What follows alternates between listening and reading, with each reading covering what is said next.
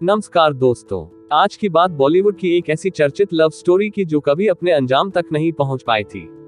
जैसे कि अमिताभ बच्चन और रेखा, सलमान खान और ऐश्वर्या राय, कैटरीना कैफ और सलमान खान, लेकिन हम बात कर रहे हैं खासतौर पे धर्मेंद्र और मीना कुमारी की, जिनके अफेयर के चर्चे एक समय आम थे। लेकिन फिर ऐसा क्या हुआ जो इनके रास्ते जुदा हो गए? धर्मेंद्र को फिल्मों में लाने का क्रेडिट मीना कुमारी को ही जाता है। कहते हैं कि मीना कुमारी अपनी हर फिल्म में धर्मेंद्र को लेने की जिद करती थी और फिल्म मेकर्स को एक्ट्रेस की यह जिद माननी भी पड़ती थी, क्योंकि मीना कुमारी सुपरस्टार थी।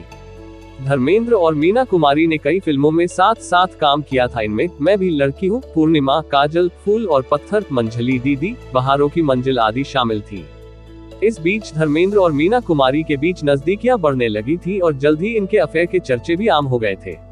धर्मेंद्र और मीना कुमारी के अफेयर के चर्चे इस कदर हो रहे थे कि दिल्ली में हुए एक फंक्शन के दौरान उस समय के तत्कालीन राष्ट्रपति डॉक्टर सर्वपल्ली राधाकृष्णन ने खुद मीना कुमारी से इस अफेयर के बारे में पूछ लिया था।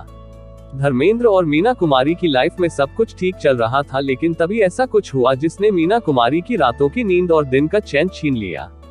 असल में फिल्म फूल और पत्थर की कामयाबी के बाद धर्मेंद्र की पॉपुलैरिटी बढ़ने लगी थी। धर्मेंद्र को कई फिल्में ऑफर हुई और इन फिल्मों की शूटिंग के चलते उनकी व्यस्तता भी बढ़ती चली गई थी। इस व्यस्तता के चलते धर्मेंद्र और मीना कुमारी के बीच दूरियां बढ़ने लगी थी।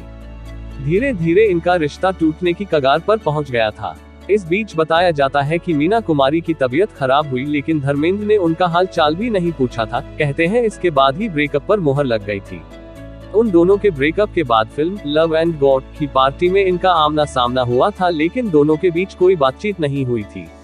यहाँ तक कि धर्मेंद्र ने मीना कुमारी को नजरअंदाज किया था और इस बात से गुस्सा होकर वे पार्टी ही छोड़कर चली गई थी। तो दोस्तों, कैसे लगी यह वीडियो आप कमेंट करके बताएं। मिलेंगे नई स्टोरी और नई वीडियो के साथ, तब तक के बाय बाय। और वीडियो देखने के लिए और लाइक करने के लिए धन्यवाद।